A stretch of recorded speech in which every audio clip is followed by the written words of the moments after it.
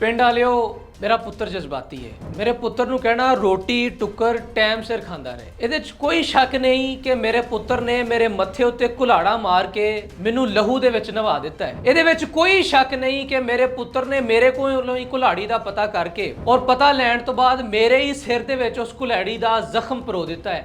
लेकिन इस सब के बावजूद पिंड वाले गवाह रहना, मैं अपने जज्बाती पुत्र नूं माफ करके इस दुनिया तो चली। मेरे पुत्र नूं तत्ती वाह ना लगे, मैं कबर दे विच चली हाँ, लेकिन मेरा पुत्र कोर्ट कचहरी दे विच धक्के ना खाए, उहदा सूट मैला ना होए, उन्होंने रोटी टुक्कर टाइम ते पहुँचाते रहना।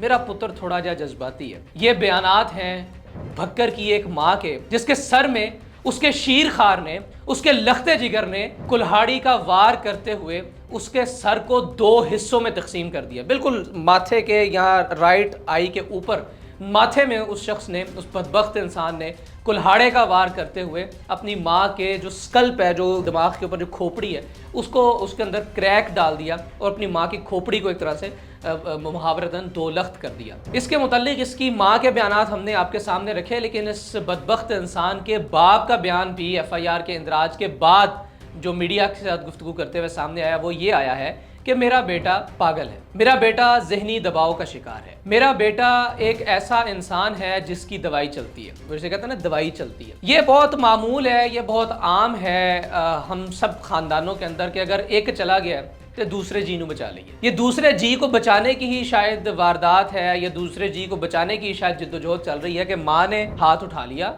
मरने से पहले ही कह दिया कि मेरे पुत्र को तत्ती वहाँ ना लगे, ओदे चिट्टे कुर्ते दे उत्ते कोई दाग ना लगे। लेकिन भक्कर का जो एक नवाही इलाका है, मिंकरा जिसको कहा जाता है, उसके थल के इलाके के अंदर ये वाकया जहाँ पेश आया है, वहाँ पर पुलिस इन्वेस्टिगेशंस के बाद जो खबर सामने आई है वो ये आई है कि ये बदबख्त आदमी, ये मुबैना तौर पर पागल आदमी इमाम मस्जिद भी है, हाफिज कुरान भी है, खतीब भी है, और ये बच्चों को पढ़ाने का काम भी लेता है। आप जरा अंदाजा कीजिए कि इस किस्म का जहनी दबाव का शिकार आदमी अगर ये वाक़तन बीमार नहीं भी है तब भी एक जहनी मरीज ही है। ऐसे बदबख्त इंसान को तो किसी मेंटल हॉस्पिटल का कतवा दर्ज करके काल कोठड़ी में डाल देना चाहिए, जहां इसे सूरज की किरणें भी वहां पहुंच ना सकें। इस शख्स का जरा आप अंदाजा कीजिए कि जो अपनी माँ के साथ इस तरह के मामलात कर सकता है, वो उन मदरसे के बच्चों का क्या हाल करता होगा, उनके ऊपर कैसा तशद्दुद है जो कि नहीं करता होगा। नवाज नाम है इस कातिल के वालिद का और मरने वाली के शोहर का। नवाज साहब FIR के मुद्दई हैं और नवाज साहब ये बताते हैं कि मेरा बेटा आता है दिन में, और उस वक्त जब मेरी बीवी